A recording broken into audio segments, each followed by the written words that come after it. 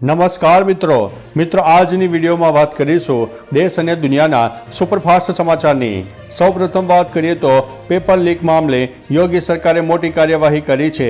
ઉત્તર પ્રદેશમાં પોલીસ ભરતી પ્રક્રિયામાં પેપર લીક મામલામાં યોગી સરકારે કડક કાર્યવાહી કરી છે।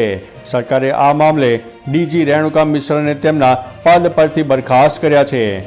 હવે રાજીવ કૃષ્ણને ડીજી પોલીસ ભરતી બોર્ડનો વધારાનો ચાર્જ સોંપવામાં આવ્યો છે।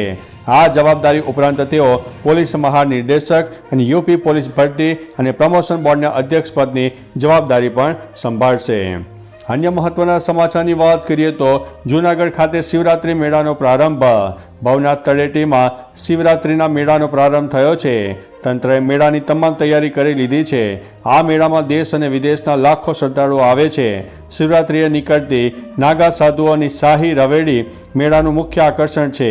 યાત્રાળુઓની સગવડતા માટે જૂનાગઢ તંત્ર દ્વારા સૌપ્રથમ વખત QR કોડની સુવિધા શરૂ કરાઈ છે, જેને સ્કેન કરીને લોકો પાર્કિંગ તેમજ આશ્રમ સહિતના સ્થળોની માહિતી મેળવી શકશે।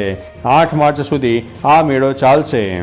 અન્ય મહત્વના સમાચારની વાત કરીએ તો ભારત અને થાઇલેન્ડના સંબંધો અંગે પીએમ મોદીએ કહી છે આ વાત। પીએમ મોદીએ કહ્યું છે કે ભગવાન બુદ્ધના આદર્શો ભારત અને થાઇલેન્ડ વચ્ચે આધ્યાત્મિક સેતુનું કામ કરે છે, જે બંને દેશોના સંબંધોને વધુ ગાઢ બનાવે છે। મને આનંદ છે કે અહીંના બુદ્ધ ટેમ્પલમાં ભક્તોને આધ્યાત્મિક રીતે સમૃદ્ધ અનુભવ મળે છે। પીએમ મોદીએ કહ્યું છે કે હું ભક્તોને ચિયાંગ માઈ, ઉબોન રચ્ચાથાની અને ક્રાબીમાં શ્રદ્ધા સુમન અર્પણ કરવા વિનંતી કરું છું। અહીં આગામી દિવસોમાં ભગવાન બુદ્ધના અવશેષો સ્થાપિત કરાશે। તો ચાલો મિત્રો, ફરીથી દેશ અને દુનિયાના સુપરફાસ્ટ સમાચાર લઈને મળતા રહીશો। ત્યાં સુધી અમને રજા આપશો। નમસ્તે।